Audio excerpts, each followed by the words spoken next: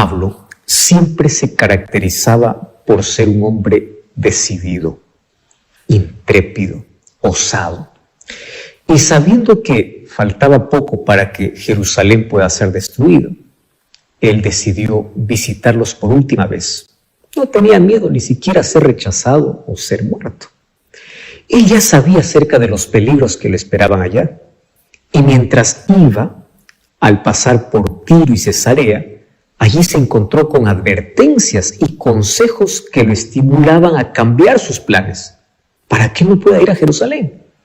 Pero Pablo simplemente respondió: yo estoy dispuesto a todo. Estoy dispuesto a morir en Jerusalén por causa de Jesús. Y a partir del versículo 1 en adelante del capítulo 21 del libro de Hechos encontramos lo que sucedió. Resulta que cuando él llegó a Jerusalén, una multitud se agolpó sobre Pablo. Entonces lo arrastraron fuera del templo y allí cerraron las puertas e incluso intentaron matar a Pablo. Alguien allí dio la noticia al comandante de la compañía, que era un tribuno militar que comandaba a 1000 soldados. Era la fuerza suficiente para mantener el orden en una ciudad como Jerusalén. Y el comandante se llamaba Claudio Lisias, según Hechos 23-26. Toda la ciudad de Jerusalén estaba alborotada. Eso fue la noticia que le dieron a Claudio. Entonces él dio órdenes apresuradas y centuriones, soldados, todos corrían y corrían para ver lo que estaba sucediendo. Cuando los judíos vieron que estos venían, pues dejaron de golpear a Pablo. Y el comandante lo amarró con cadenas y le preguntó a Pablo: ¿quién eres? ¿Qué has hecho? Pero no había tiempo ni siquiera para poder escuchar respuestas, porque la multitud seguía ahí agitada y confusa. Unos gritaban una cosa, otros gritaban otra cosa. Y viendo el comandante que no estaba nada claro, mandó que lo llevaran a Pablo hacia la fortaleza. Entonces los soldados, apresurando allí el paso, casi corriendo, llevaron a Pablo en el aire, mientras la multitud seguía gritando: ¡mátenlo, mátenlo! Cuando llegaron ya a la fortaleza militar, Pablo hizo así una señal con la mano, y cuando había silencio, comenzó a hablar en arameo, que era el idioma que todos ellos entendían. Y él dijo: hermanos y padres, escuchen mi defensa. Y todos se asombraron porque obviamente le escucharon hablar en su idioma. Y Pablo comenzó su defensa expresando 5 conceptos basados en su propia historia de cómo él se convirtió al cristianismo.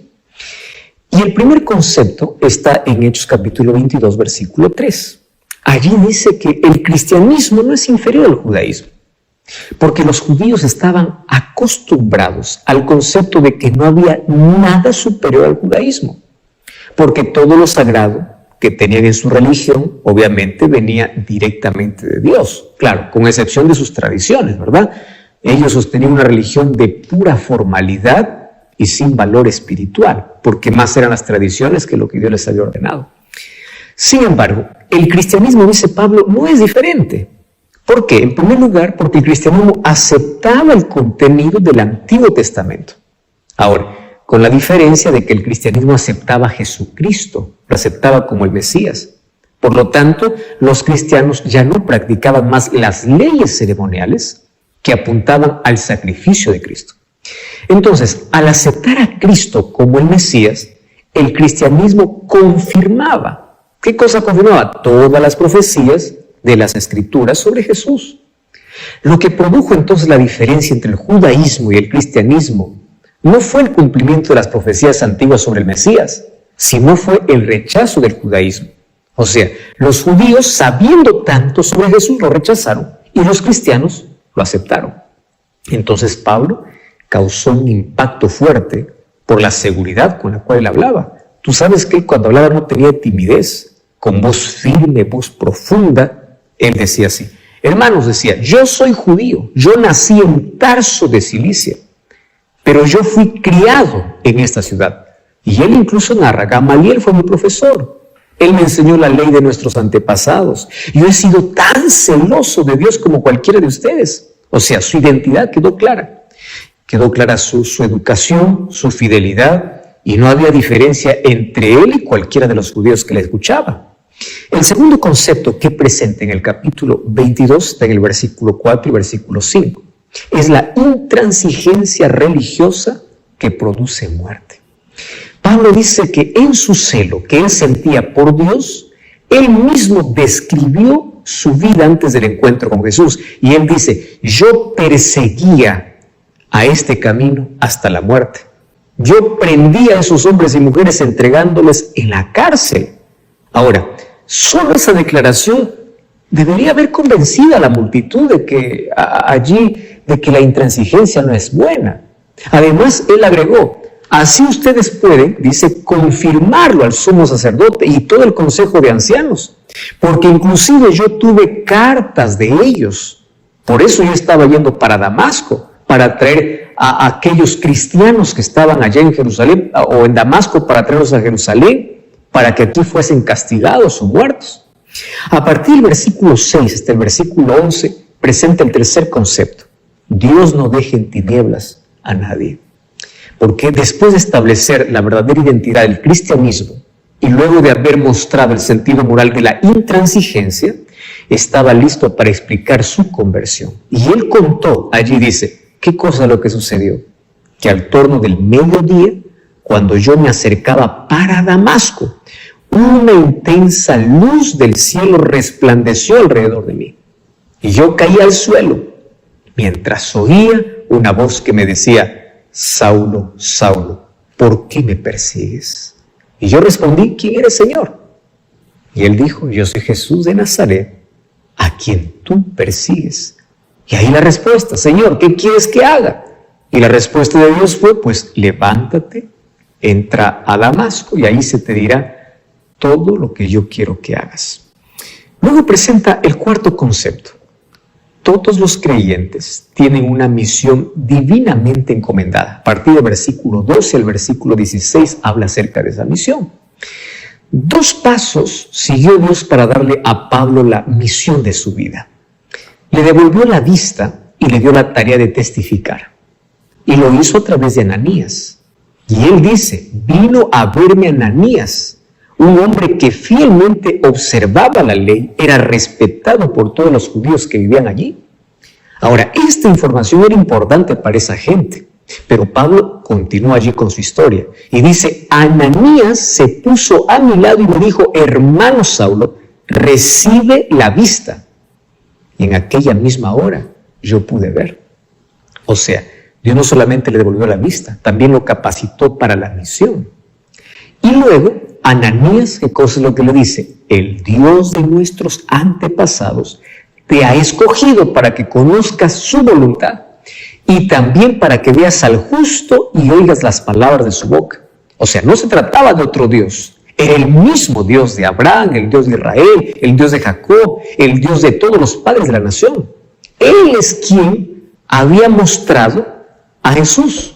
Él es quien se había encontrado con Saulo. Ahora, ¿por qué aquí lo llamó justo? Porque dice al justo Jesús. Bueno, por la misma razón que Juan más tarde escribió en su carta, hijitos míos, estas cosas os escribo para que no pequéis. Porque si alguien hubiese pecado, abogado tenemos para con el Padre Jesucristo, el justo. ¿Por qué lo llamó a Jesús el justo? Porque el justo es quien justifica. Jesucristo nos justifica de todo pecado. Porque Él fue el sacrificio que se ofreció a sí mismo por nosotros. Y luego se convirtió en nuestro mediador, en nuestro intercesor. Entonces, ¿la misión cuál era? Tú serás testigo suyo ante todas las personas de lo que has visto y has oído. Ananías le dijo cuál tenía que ser su primera acción. Y Pablo contó a la multitud lo que Ananías le dijo. Ahí en el versículo 16 dice, Ananías le dijo, ahora pues, ¿por qué te detienes? Levántate, bautízate y lava tus pecados, invocando su nombre, el nombre de Jesús. El quinto concepto es la defensa de Pablo, a partir del versículo 17 en adelante. Allí es donde Dios le confirma su misión en una visión.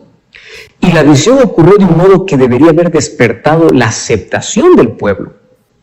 Pablo continúa allí diciendo, yo volví a Jerusalén y mientras estaba orando en el templo yo tuve una visión. Cuando el pueblo oyó esto, debiera haberse concentrado en sus palabras para saber qué visión es esta que Pablo recibió. Y él dice: vi al Señor que me decía, date prisa y sal prontamente de Jerusalén, porque no recibirán tu testimonio acerca de mí. Pero el Señor me dijo, ve y te enviaré lejos. ¿A dónde? A los gentiles. Al oír la palabra gentiles, esa gente recordó que Pablo estaba siendo acusado de haber profanado el templo, introduciendo a gentiles dentro del templo. Entonces no se contuvieron más. Esa multitud intolerante se agolpó y comenzaron a gritar diciendo: elimina a este hombre de la tierra. Este hombre no merece vivir. Se volvieron tan violentos que el comandante dio órdenes a los soldados para que lo llevaran dentro de la fortaleza y evitar que lo mataran. Y luego el comandante dio una orden: azótenlo, le dijo. Lo que quería el comandante es forzar a Pablo a declarar la verdadera causa. ¿Por qué la multitud estaba siendo tan violenta con él? Ahora, los soldados intentaron primero atarlo con correas, y Pablo, cuando estaba siendo atado, preguntó al centurión: ¿se permite azotar a un ciudadano romano sin haberlo condenado? Y el centurión, cuando escuchó eso, se asustó. Inmediatamente él fue al comandante de la fortaleza y le dice: ¿usted sabe que este hombre es un ciudadano romano? ¿Qué cosa es lo que vamos a hacer? Y bueno, también el comandante pues se preocupó. No sabiendo lo que tenía que hacer, se acercó a Pablo y le preguntó: ¿eres tú un ciudadano romano? Y Pablo le dice: sí, yo soy. Y el comandante le dice: mira, yo con mucho dinero adquirí esa ciudadanía. Ahí el versículo 27 del capítulo 22. Y Pablo le dice: pues bueno, yo soy ciudadano romano de nacimiento. Los soldados que se preparaban para azotarlo se apartaron de él. No querían sufrir las consecuencias legales que la ley imponía a todos aquellos que maltrataban a un ciudadano de Roma. Ahora, el mismo comandante estaba con miedo de haberlo atado. Si hubiera sabido cuál era el poder que este hombre tenía, porque Pablo tenía un poder mayor que cualquiera del imperio, estaba con el poder de Dios. Si el comandante hubiese sabido que el poder de Dios estaba con él, hubiese tenido más miedo. Bueno, a partir del versículo 30 y el capítulo 23, ahora habla lo que sucede después. ¿Qué van a hacer con este prisionero? Soltarlo era un riesgo porque los judíos podían matarlo. Dejarlo en la cárcel sin saber cuál era la culpa, pues era muy peligroso. Entonces, la solución era someterlo a un juicio en un concilio. Y a partir del versículo 11 del capítulo 23 comienza un concilio para poder ver qué cosa es lo que tienen que hacer con Pablo. Al día siguiente el comandante convocó a los principales sacerdotes para un concilio para saber cuál es la verdadera causa. Mandó sacarle las cadenas y lo llevó a Pablo hacia el concilio. Y claro, ese concilio era el Gran Sanedrín, que su opción por el cristianismo había sido honesta y contaba con la aprobación de Dios. Él dijo así: hermanos, dijo, con toda buena conciencia he vivido delante de Dios hasta el día de hoy. Además, Ananías, el sumo sacerdote, juzgó las palabras de Pablo. Dijo: esto es una blasfemia, y ordenó incluso que lo golpearan en la boca, sabiendo que el comandante no autorizaría que golpearan a un ciudadano romano, conociendo también la ley judía que solo autorizaba el castigo físico a un preso después de un proceso judicial. Pablo pues se irritó por la manera como reaccionó el sumo sacerdote, y con calma y seguro de lo que está haciendo, dijo así: Dios te golpeará a ti, pared blanqueada. ¿Estás tú sentado allí para juzgarme conforme a la ley y quebrantas la ley mandando que me golpeen? Y ahí obviamente que uno de los presentes le dijo: así es como tú insultas al sumo sacerdote, ¿cómo te atreves? Y Pablo respondió así: hermanos, yo no sabía que él era el sumo sacerdote, porque escrito está: no maldecirás al príncipe de tu pueblo. Ahora, es bien posible que Pablo no haya distinguido con claridad quién había hablado, porque después de su encuentro con Jesús, él tuvo una ceguera que probablemente le acompañó toda su vida. Él no podía ver con total claridad. Entonces parece que fue una deficiencia que quedó allí con la vista de manera permanente. Por otro lado, pues ¿cómo iba a esperar que el sumo sacerdote actuara en contra de la ley? Entonces, la rapidez con la que reconoció su falta y también su voluntaria sumisión a la ley indicaban que el error fue completamente involuntario. Entonces Pablo allí se dio cuenta de que el sumo sacerdote había eliminado una posible defensa sobre la base de la buena conciencia, porque eso fue su primer argumento. Pablo tuvo que cambiar de estrategia. Número 2, allí Pablo usa la división que había dentro del mismo Sanedrín, porque habían fariseos y saduceos. Y allí dijo: hermanos, yo soy fariseo, hijo de fariseos. Acerca de la esperanza y de la resurrección de los muertos se me juzga. Y allí el concilio se dividió, porque existía una vieja discusión entre fariseos y saduceos. Y allí nuevamente es como que Pablo tocó la herida. Los saduceos no creían que hubiese resurrección. Ellos no creían ni en los ángeles ni en los espíritus. Ellos ya habían sido contaminados con extrañas creencias griegas, mientras que los fariseos obviamente pues creían en la resurrección, creían en los ángeles, basado en las enseñanzas bíblicas. La discusión ahora fue entre ellos, saduceos y fariseos, y quedó tan violenta, se gritaban los unos a los otros, y la contradicción entre ellos llegó al punto culminante cuando unos escribas del lado de los fariseos se pusieron de pie y con respecto a Pablo dijeron así: ningún mal nosotros hallamos en este hombre. Si un espíritu le ha hablado o un ángel, pues no resistamos a Dios. En el ardor de la discusión, los dos grupos, fariseos y saduceos, tironeaban a Pablo, unos defendiéndolo, otros queriendo condenarlo, porque el problema ahora estaba entre ellos. El comandante, que estaba observando todo, se dio cuenta que solamente estaba aumentando la tensión entre ellos mismos y que si es que Pablo seguía así, pues terminarían despedazando a Pablo. Así que llamó a más soldados y ordenó que pusieran a Pablo nuevamente dentro de la fortaleza para que pueda estar protegido, y así quedó libre de peligro. Varios sucesos ocurrieron allí. Resulta que a la noche siguiente se apareció el Señor a Pablo en sueños y allí le dice así: ten ánimo, Pablo, así como has testificado por mí en Jerusalén, es necesario que testifiques también en Roma.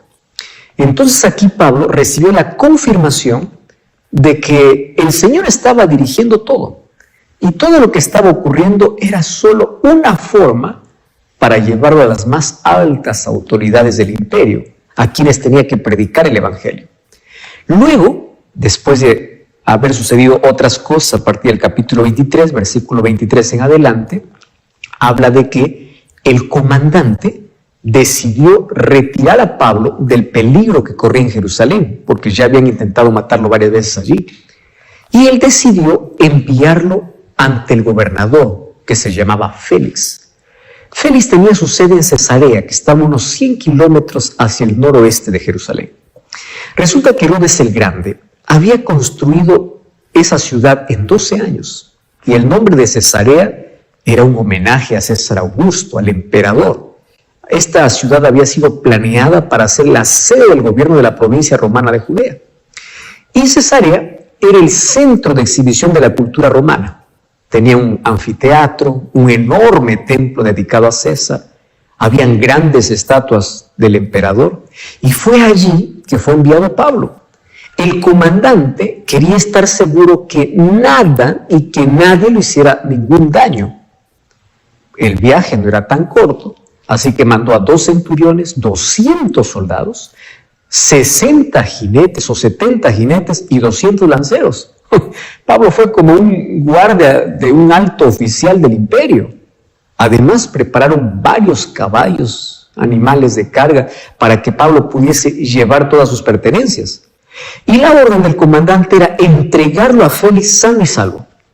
Además, el comandante les entregó una carta para el gobernador que decía lo siguiente: Claudio Lisias A su excelencia, el gobernador Félix, salud. Interesantes saludos, ¿no? Y ahí dice, los judíos prendieron a este hombre y estuvieron a punto de matarlo, pero yo llegué con mis soldados y lo rescaté. Pero me había enterado de que este es un ciudadano romano, y yo quería saber de qué lo acusan. Así que lo llevé al consejo judío, al Sanedrín, y descubrí que lo acusaban de algunas cuestiones de su ley, pero que no había ningún cargo en su contra para que éste pudiese merecer la cárcel o la muerte. Y cuando me informaron que se tramaba de una conspiración contra este hombre, pues yo decidí enviártelo a ti. Y también allí él continúa en la carta diciendo, ordené a sus acusadores que expusieran algún cargo delante de ti. Y allí acabó la carta. Él se recomendó bonito y envió también allí junto con la carta a Pablo. En Cesarea, el gobernador recibió a Pablo, leyó la carta y lo primero que le preguntó es, ¿de qué provincia eres? De Cilicia, respondió allí Pablo. Bueno, le dice, yo te voy a escuchar cuando vengan tus acusadores. Entonces mandó que lo pusieran allí en el pretorio de Herodes. Pretorio era el nombre que daban los romanos al palacio de un gobernador en una provincia del imperio. Y allí quedó bajo vigilancia, pero claro, no estaba en la mazmorra de una cárcel. Dios mantenía a Pablo bajo su propia vigilancia para que nada pudiese impedir que pudiese cumplir la orden de testificar en Roma. Resulta que el capítulo 24 habla acerca de cómo, después de haber pasado unos 5 días desde que llegó Pablo a Cesarea, hasta el momento en que Félix se sentó en el tribunal para poder escuchar la acusación contra Pablo. Para ese tiempo ya habían llegado a Cesarea el sumo sacerdote Ananías y algunos de los ancianos que eran dirigentes de Israel.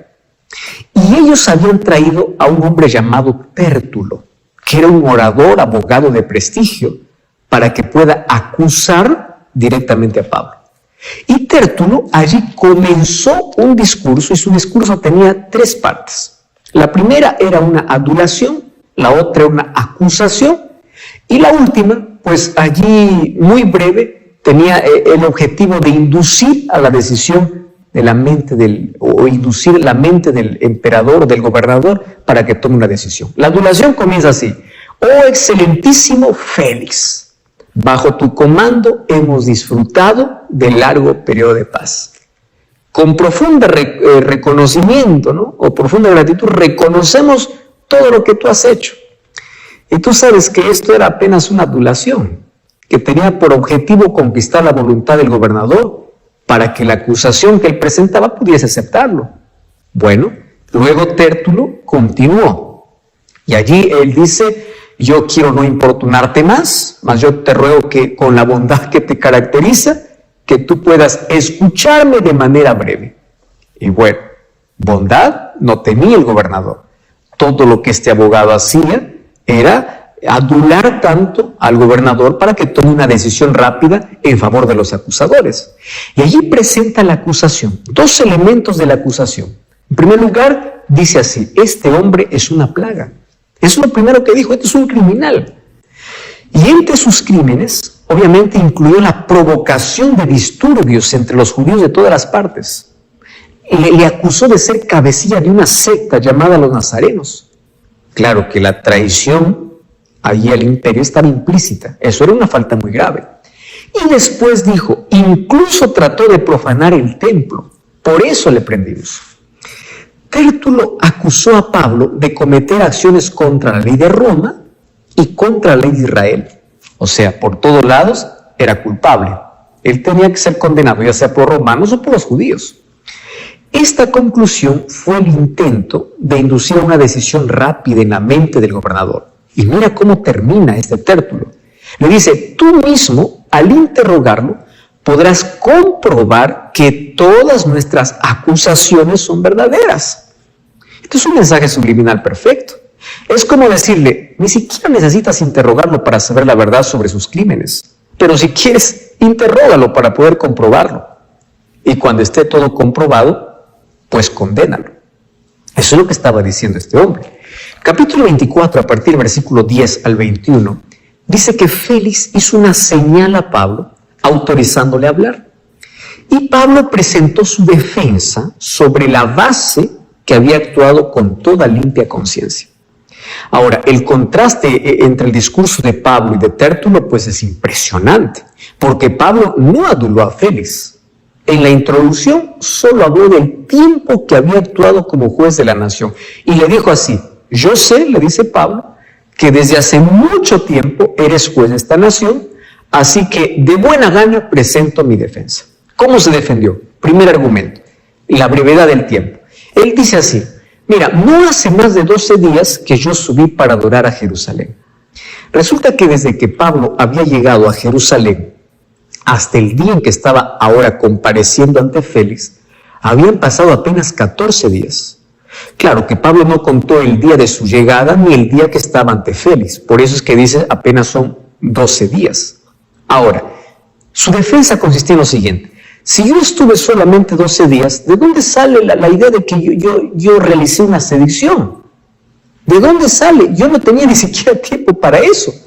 No me encontraron discutiendo con nadie, no me encontraron juntando una multitud. Y allí aparece el segundo argumento: no hay pruebas. Pablo dijo: no te pueden probar sobre las cosas que ahora me acusan. Ahora, la pregunta es: ¿puede haber condenación sin que no se presenten las pruebas? Claro que no. Ahora, no le permitía al sistema judicial israelita ni al sistema judicial romano hacer esto. Y allí presenta un tercer argumento. Dice: confieso haber actuado con limpia conciencia en todo. Pablo aquí acumula varios hechos que demuestran la calidad de sus acciones. En primer lugar, él dice así: sirvo a Dios según el camino que ellos llaman herejía. ¡Wow! Pero yo sirvo al mismo Dios que ellos sirven. Número 2, él dice: yo creo que todas las cosas están escritas en la ley y en los profetas. Y número 3, yo tengo la misma esperanza en el Dios que ellos tienen, que habrá resurrección de justos y de injustos. Y finalmente él dice: por causa de esta esperanza, procuro actuar con toda conciencia limpia, no solo ante Dios, sino también a los hombres. ¡Wow! Es impresionante, ¿no? Y allí él argumenta diciendo: lo que hice allí en Jerusalén, pues demuestra mi inocencia de varias maneras. Prueba que las cosas que hizo en Jerusalén no revelan ninguna actividad, ni siquiera cercana a las acusaciones de estos hombres. En primer lugar dice: yo llegué a Jerusalén para poder presentar mis ofrendas. En segundo lugar, mientras estaba ofreciendo las ofrendas y purificándome, pues me encontraron unos judíos de Asia. Yo no estaba liberando ninguna multitud, yo no estaba realizando ningún alboroto. Y bueno, esos judíos de Asia, si tuvieran algo del cual acusarme, ellos deberían estar aquí acusándome. Pero no están aquí. ¿Por qué? Porque no pueden acusarme de nada. Yo no hice nada malo, no hay pruebas. Obviamente, las personas que estaban allí debieron haber probado alguna cosa de las cosas malas que él había hecho. Además, él pudo haberse defendido. Cuando me llevaron al concilio, allí convocado por el comandante Lisias, no tenían nada contra mí. Y Pablo aquí termina su defensa. Y era evidente pues que no existía ninguna causa para poder acusar a Pablo. Félix debió haberlo declarado inocente, debió haberlo dejado en libertad, pero no lo hizo. ¿Sabes qué hizo? Simplemente postergó la decisión para el futuro. Y allí terminó la reunión, diciendo a los delegados del Sanedrín: cuando venga el comandante Lisias, yo decidiré este caso. Y mandó al centurión que pueda custodiar a Pablo y le concedió alguna libertad, con el derecho de poder recibir a sus familiares para que lo visitaran. Ahora, la pregunta es: si para él era evidente que Pablo no tenía la culpa, entonces ¿por qué lo siguió teniendo como prisionero? Dos cosas había. Lo primero era curiosidad y lo segundo era codicia. ¿Por qué curiosidad? Porque unos pocos días después hizo llamar a Pablo. Y Félix ahora estaba con su esposa era judía. Y los dos querían saber más sobre la fe de este Pablo, la fe en Jesús. Y Pablo les contó sobre Jesús y la calidad de vida que él espera de todos, porque todos los seres humanos van a comparecer ante el juicio venidero. Eso es lo que le dijo para Félix. Entonces los dos quedaron asustados. Félix le dijo, puedes irte, cuando tenga otra oportunidad te llamaré. Él rechazó la verdad que Pablo le presentó. Pero más fuerte que la curiosidad era su codicia. Muchas veces Félix hizo traer a Pablo delante de él, no para escucharle, sino que la razón era porque él esperaba que Pablo le diera dinero para que lo soltara. Pero obviamente, Pablo no era uno de esos bandidos que siempre dan dinero para que los dejara operar libremente. El mayor deseo de Pablo durante su prisión en Cesarea no era obtener su libertad, era que lo enviaran a Roma. Solo que Félix pasó 2 años en ese juego sucio de la corrupción, tratando de obtener algo de dinero, pero finalmente no lo obtuvo.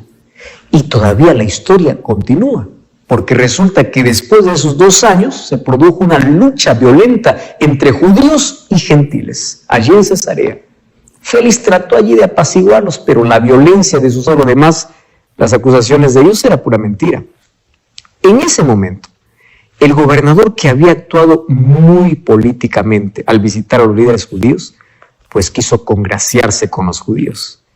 Él no estaba preocupado mucho por la justicia del caso. Lo único que le interesaba era cómo le iba a él políticamente conveniente.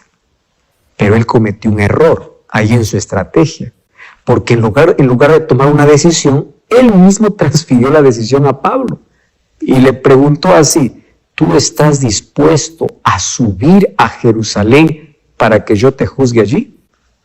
Pablo enseguida se dio cuenta del pecado.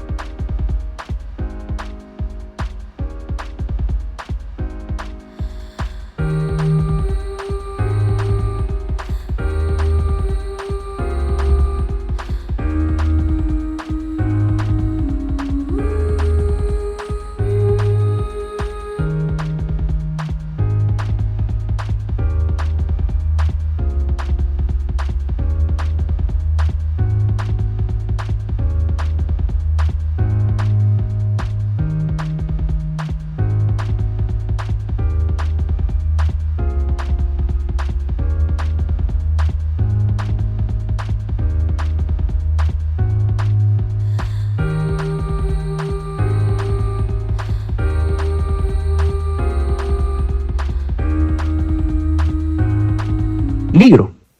Y él respondió, yo estoy ante el tribunal del emperador.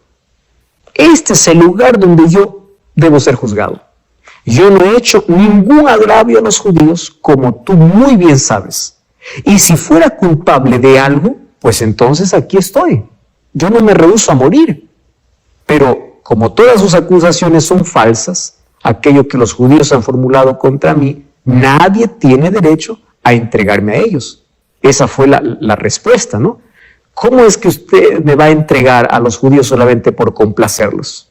Pablo habló con total claridad.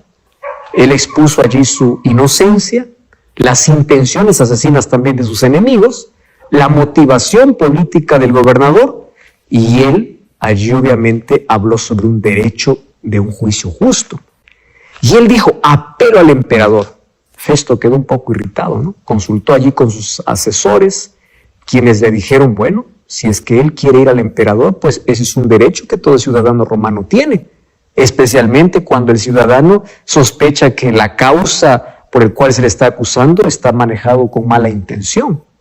Y luego Festo le dice, está bien, has apelado al emperador irás. Con esta sentencia, Pablo quedaba totalmente libre de aquellos complots que venían de Jerusalén. También quedaba libre de las manipulaciones políticas que pudieran inventar allí ante el gobernador Festo. Además, también pues le dejaba libre el camino para ir a Roma, porque él siempre había soñado llegar a Roma, claro, no como preso, ¿no? Pero él quería ir allá para testificar ante el emperador sobre quién era Dios. Y ahí, a partir del versículo 26 del capítulo 25 de Hechos en adelante, hasta el capítulo 26, dice que todavía Pablo estaba preso. Claro, una situación muy extraña para la justicia romana y también extraña para la justicia israelita, ¿no? ¿Por qué razón? Las leyes de las dos naciones prohibían castigar a un hombre inocente, pero los encargados de administrar las leyes estaban entrampados allí por sus pequeños intereses personales.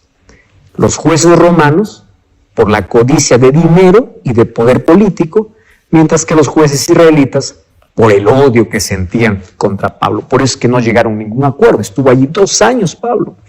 Y antes de ir a Roma, para poder testificar delante del rey, allí apareció otro en escena.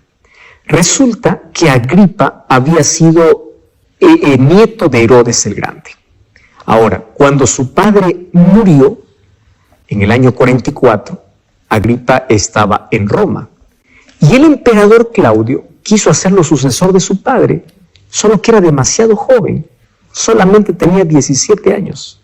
Así que en el año 50 le dio el pequeño reino de Calcis, que es el Líbano, y en el año 53 pues le dio un reino más grande, que abarcó Galilea, los territorios del mar de Galilea, parte de Perea, todo ello. Además, la administración del tesoro del templo. Por eso es que él tenía el derecho de nombrar a sumos sacerdotes, y Agripa resulta que tenía su abuela que era judía. Agripa era altamente apreciado por los judíos y los romanos le consideraban un experto en asuntos religiosos judíos porque tenía influencia judía. Y en el capítulo 25, a partir del versículo 13 en adelante, dice que Agripa hizo una visita al gobernador de Judea, quien era Festo. Lo acompañó Berenice, su mujer, y allí los escritores judíos hablan de que había una relación pecaminosa entre ellos. Bueno, el asunto es que estuvieron con Festo por muchos días. Festo aprovechó allí, porque tenía tiempo, para poder conversar sobre Pablo. Y aquí lo que le dice Festo a Agripa es, mira, aquí yo tengo un hombre que Félix dejó cuando era gobernador. Contó toda la historia, lo que había pasado en su visita a Jerusalén, cómo él no encontró ningún delito para poder acusar a Pablo. Solamente era un asunto religioso, porque Pablo habla acerca de un Jesús que primero murió, luego resucitó. En fin, él lo que estaba interesado es ¿qué hago ahora para enviarlo al emperador? Yo no tengo ninguna sentencia para darle. Entonces, por favor, le dice a Agripa, ayúdame a encontrar alguna cosa. Porque él, como va a ir para el emperador, yo necesito enviar una carta para el emperador diciendo... de